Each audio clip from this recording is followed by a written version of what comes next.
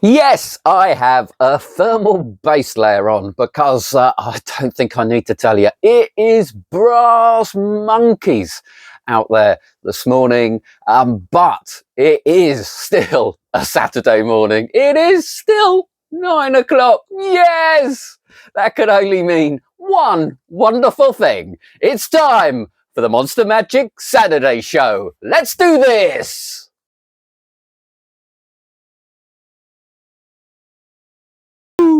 Good morning, everybody. I do hope you are tucked up well, the central heating on, ready for the start of the weekend. I do miss central heating, I have to say. That's probably the one thing. That and perhaps not having a house that moves quite so much.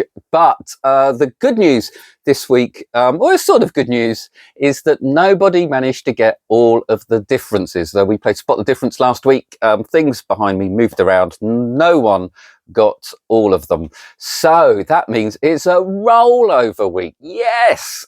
So I'll be telling you the prizes that you can win throughout the show, but you can also win Plop and Crystal Clear from last week as well. So we're playing it again. If you didn't play last week, the idea is that things that you can see on your screen, on my boat that you can see, are going to move around secretly, or without being done visibly, obviously. If I adjust my hair, then that doesn't count, but I mean, what a waste of time that would be. But you will see things moving around.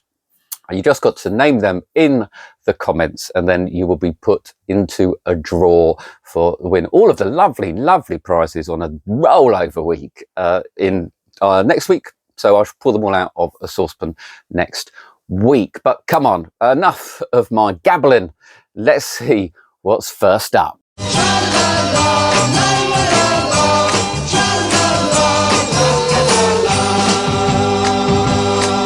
It's My Intuition by Jordan Victoria. Jordan Victoria has been banging out gimmick decks of cards quite nicely over the last year, and so far they've all been pretty good. With this one, you show that you have a deck of all of the different cards. You then spread them face down and ask your participant to pull one out of the spread. You then deal through the deck of cards and remove 3 cards. Says the color of the card, 1 says the suit of the card, 1 says the value of the card, and when the chosen card is turned over, it is the match. Now that's a pretty classic plot, and the method is pretty classic too. Well, it involves 2 classic principles, or 1 classic principle and 1 classic gaff card idea, shall we say. The deck is completely gaffed, but the nice thing about the routine is the subtleties throughout sort of eliminate any of the process that you would imagine, unless I was fooled by it, put it that way. It got me. I didn't know how it was done. The subtleties throughout the trick really do remove any suspicion, even that it's a gaffed deck, because you can show the face of the deck very freely with a spread. You can have your participant shuffle the deck. You can certainly shuffle it. You can have your participant shuffle it. But if you're going to do that, I would suggest that you know how they shuffle in advance. And also you're going to need some bit of audience management if you've got Big Dave Downspoons, who's always trying to mess you up. Because the deck can't be inspected, you need to trust that person to just shuffle the deck and not start rummaging through them and so on. The deck itself, I can't show you because that would give the game away, but it is perfectly printed on red rider back. You can probably get it in blue, but I've only got it in red, and it looks perfect. If you're going to do a deck switch or anything like that, you're absolutely fine. There's nothing on the back of the cards at all to cause any issues. You do have to do a little tiny bit of work into the 3 cards, but that will take seconds. Doesn't have to be perfect. No skill involved whatsoever. ever. The 20-minute tutorial is by Jordan himself, and he does a wonderful job, given the fact that I was watching the English version. English isn't his first language, but it's very, very good. He runs through everything in perfect detail. He obviously knows this deck inside out. He has been performing it a long time and wowing people with it, I am sure. So he covers exactly what you get. He covers the small little bit of arts and crafts that you need to do. I shouldn't really call it arts and crafts. It's 2 seconds worth of effort.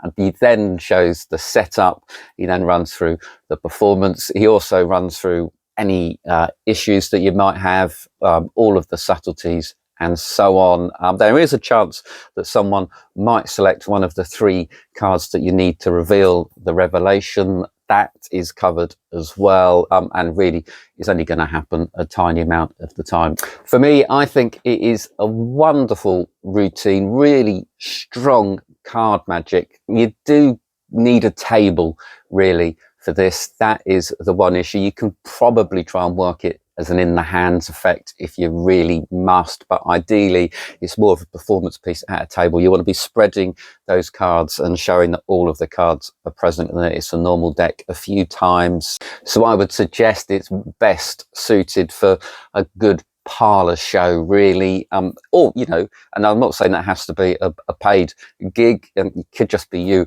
in your house doing 3 or 4 tricks, a little mini show for your friends and family. The reset is very quick and very easy though, and I do really like it. If you are going to buy a one trick wonder deck, then you really want it to be strong and powerful and a good performance piece, really, and this has that in spades. Plus, of course, the deck does 99% of the work for you, making you look absolutely fantastic. That is My Intuition by Jordan Victoria, $25.99. I'm not sure if you've noticed or if you can hear it. My lights might be flickering a little bit. That's not part of the Spot the Difference, and there might be a slight humming noise from the generator here. I'm not quite sure, but seem to have a little bit of an issue with my electrics. But hopefully the mic won't pick that up, and the lights will stay on long enough for you to be able to see me throughout the show. What I will say actually in this break is that a friend gave me a not a bad idea for an extra segment of this show, and that is a little question and answer. So the idea is that you can put in your comments, or you can email me at info@monstermagic.co.uk a question, and I will read it out one week, and the next week I will answer it, giving everybody else a chance to email or comment and answer as well, which I will take into consideration. I'm not entirely sure how it's going to work, but it sounds like a fun thing. And the first question is actually a genuine question that I get asked quite a lot, is that I get very nervous when I go out to perform for my friends and family. Sometimes I might take tricks with me, but I'm too nervous to perform them when I get there, and I get shaky hands and I get very worried that I'm going to mess up and embarrass myself. Have you any advice? So that's the first one. I've got my ideas. I actually wrote some notes, but then I thought it'd be more fun if everybody else chipped in as well, and perhaps with their experiences, because I think that is somewhere we've all been, particularly when starting out, or perhaps when getting back into magic. So fingers crossed this works out. I'll have to give a name for the segment, won't I? Next up, it's Escape Card by Rizki Nanda. Rizki's churning them out, isn't he, as well? In this effect, you have a card selected and signed, and whilst it's face up on the deck, you then produce a jail card and you lock their card in prison. And with a little wave, their card vanishes from jail, and when you spread through the deck, it is found face up in the middle. What a lovely plot and routine. Fun and engaging. And I do like the idea of the jail card, the card escaping and disappearing and running into the middle of the deck. A couple of other ideas are taught actually, or mentioned.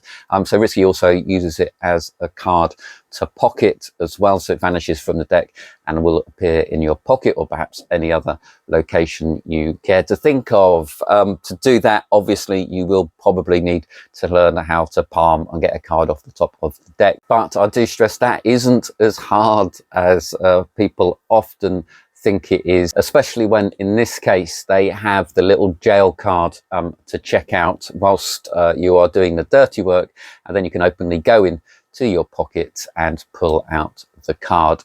Well worth considering doing that, I think. I think that really does add a lot to the trick. The tutorial is 20 minutes long. It is all taught by Eric Tate, who once again does a wonderful job of running through exactly what you receive and the workings of the trick. To get the card into the middle does require a little bit of skill. You can do it very openly and casually if you want to keep it as easy as possible, but it's best if you do well what Eric calls a half pass. I don't know if this is something about America and the UK or just terminology.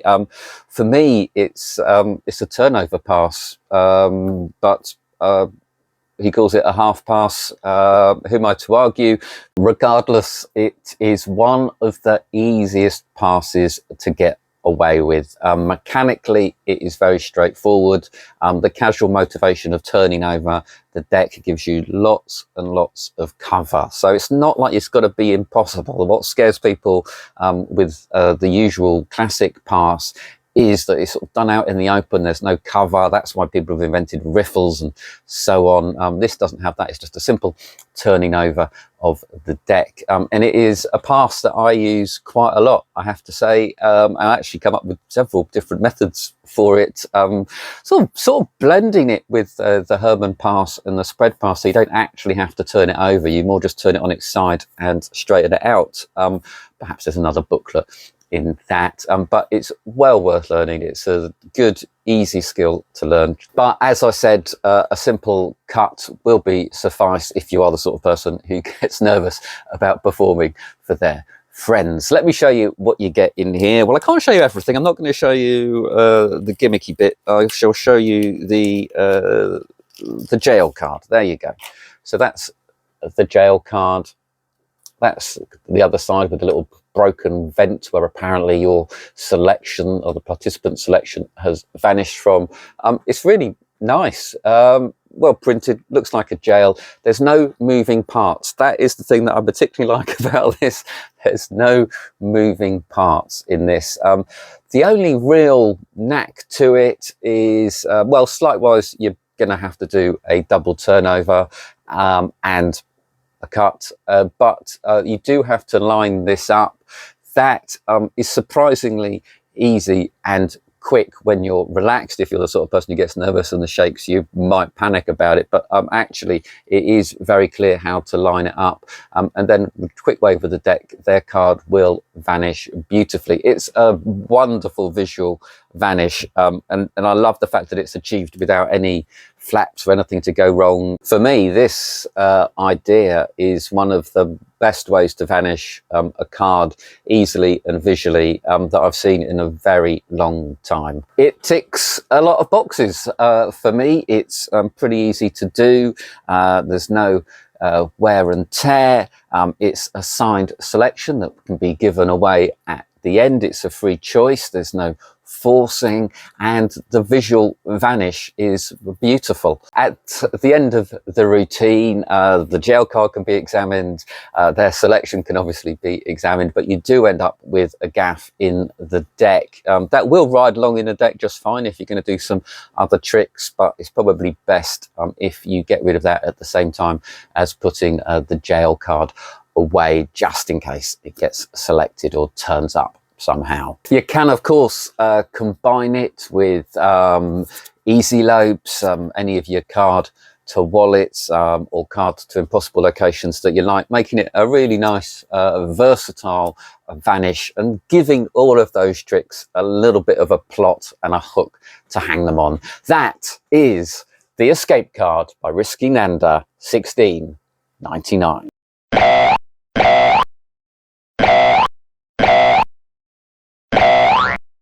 Next up, it's Eject by Trick Trick Boom.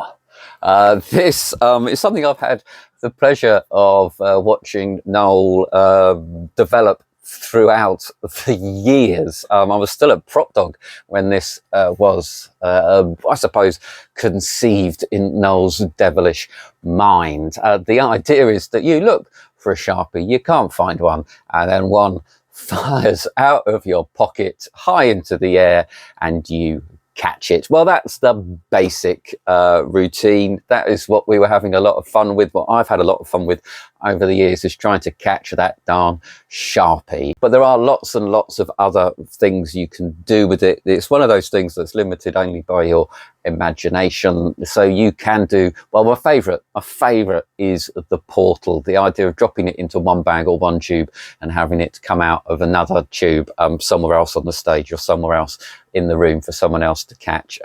Lots and lots of fun with that. Tossing it into your case and then having it come back in your case. You can use it as a card stab. You know, it's there to be used. Just be careful with it. It is quite a powerful thing, I will tell you that.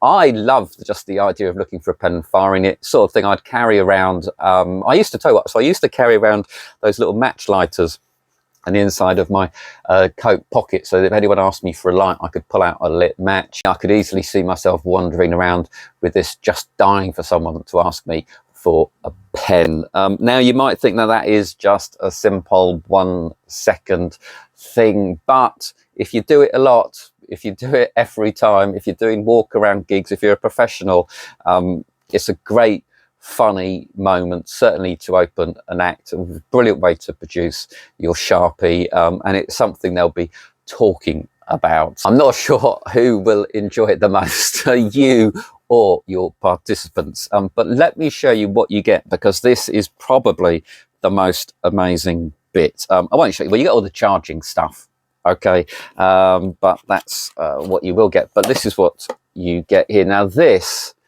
I do know Noel, obviously. I'm not just saying this. This is probably one of the best pieces of electronic remote control devices I have ever come across. Not for what it does necessarily, but the build quality is absolutely exceptional. This isn't 3D printed. This isn't flimsy in any way. This is 100% injection molded. It's all screwed together, not glued together.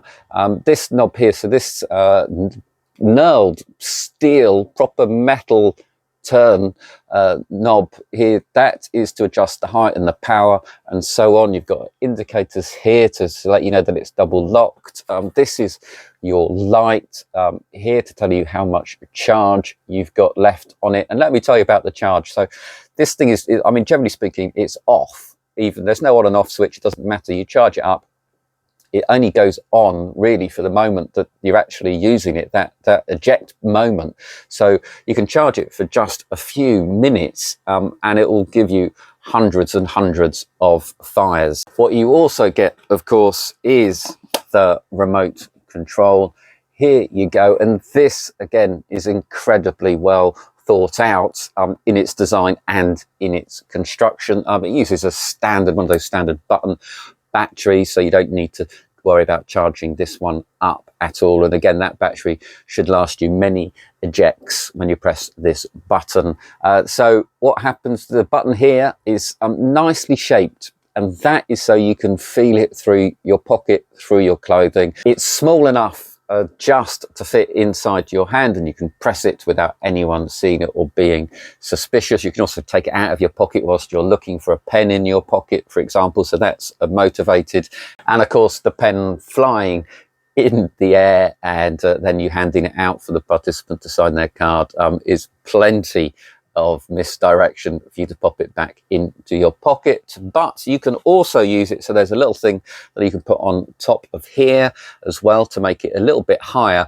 And you might be wondering why it's designed like that. You also get a little Velcro strap so that you can strap it on to your arm so you can actually use it hands-free as well. I think they've pretty much thought of everything. It does really have to be a Sharpie. It's designed for a Sharpie, the same width and shape and so on. You can set it with a Sharpie and put something else in it if you wish, I guess something like a folded playing card, but you'll have to practice with that. And with this, you will have to practice. So you want to be able to set it up in your jacket or pocket, probably, or in your case, and know exactly where it's going to fire. And that really does mean that you need to be consistent, wearing the same jacket and standing in the same way. If you start leaning forward, back, left or right, obviously you're going to affect the direction of the pen.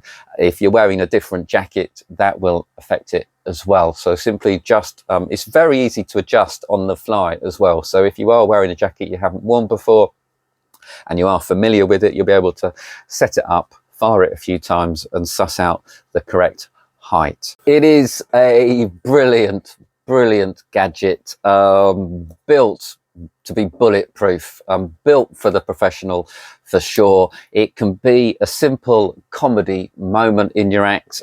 It can be a nice funny bit on stage. It can also be an effect in itself. It's entirely up to you. I'm pretty certain that if you see someone with one or if you watch someone do it in their show, you will want one of these. The problem is it's not cheap. You will have a lot of fun playing with it, but you want to make sure that you are genuinely gonna use it before hitting that buy button. But that is a Ject by Trick Trick Boom, £132, 50p.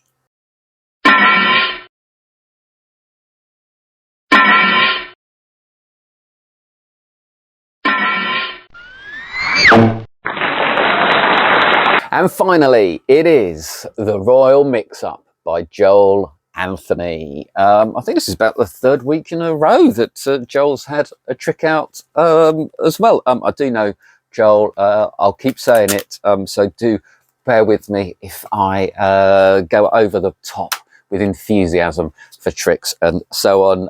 As I said before, usually I'm just that little bit harsher. In this effect, you have two cards selected and you show that you have one prediction card.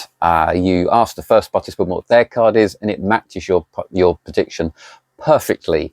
You then ask what the second card is, but you've only got one prediction card. So with a quick wipe over with your hands, it turns into the second prediction. So that's the main effect really. It's called Royal Mix-Up because it's done with two royal cards. I can't really show you too much about the gimmicks. You get two different style of gimmick essentially.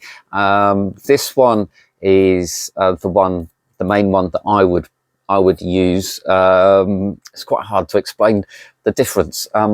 One's very attractive, one's a little sticky, but so I prefer the sticky one myself. So this is what the card they end up with. You actually get some spares of these, so you get a good selection of 10 extra ones if you want to do them as giveaways. I don't know if Joel will be doing a little refill set. They're not signed or anything, but they're quite an interesting card to give out for people to share, especially if it's for a couple and so on. It's a little anniversary waltzy, I suppose. These cards, the selections do have to be forced. Joel does run through a very simple basic force, but you know, whichever force you're comfortable with will be absolutely fine. That might affect how you set up where the force cards are and so on, but that doesn't matter because this card you bring out of a prediction envelope or out of your pocket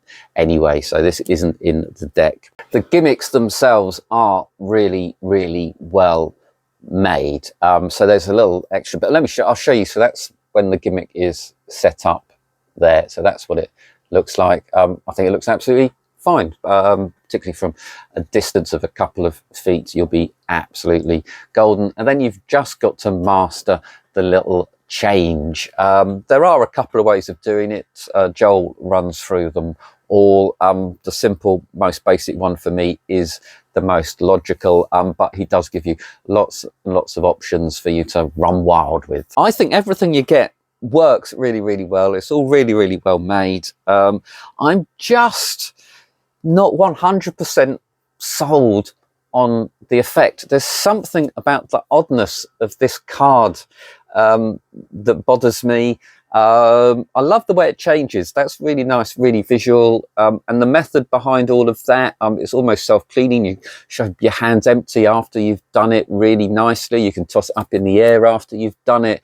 That bit is really clean, really clever, strong and mysterious, everything you really want it to be. But I'm not sure what you end up with necessarily. For me, I find that a little bit confusing. I don't know. I wonder whether it should have just been half the card turning into their card, so that you've got half on either side. I think that blend, I'm not sure I'm won over on that blend of hearts and jacks and queens. That might just be me being old and finding anything different a little hard to cope with. But otherwise, the effect is exactly as you see it. You might want to do a little bit of a cleanup at the end, only if you want to give away the card as a souvenir. The gimmicks are built to last, and a little bit like with Escape card, I'm just thrilled it's not flappy and elasticy or anything like that. It is fairly easy to do. I'm guessing it is best to do it on a couple where you can create a nice little presentation around that and around them merging together. I'm just not sure about that final card. For me, it's a little bit messy. But that is the Royal Mix-Up by Joel Anthony, 42.99.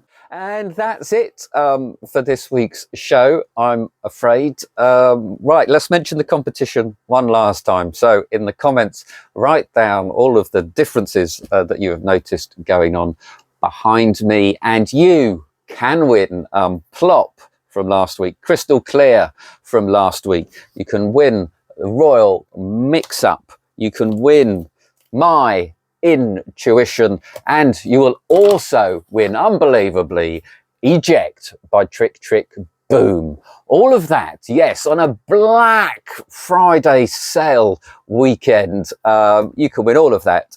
Put your answers down in the comments, and the draw will happen next week. And don't forget to contact me about the question again, which is, I feel nervous and in a bit of a panic that I might make a mistake when I'm performing magic for my friends. Any advice? But until next week, come on, grab some magic, go out there and have some fun with the best hobby in the world. Bye bye.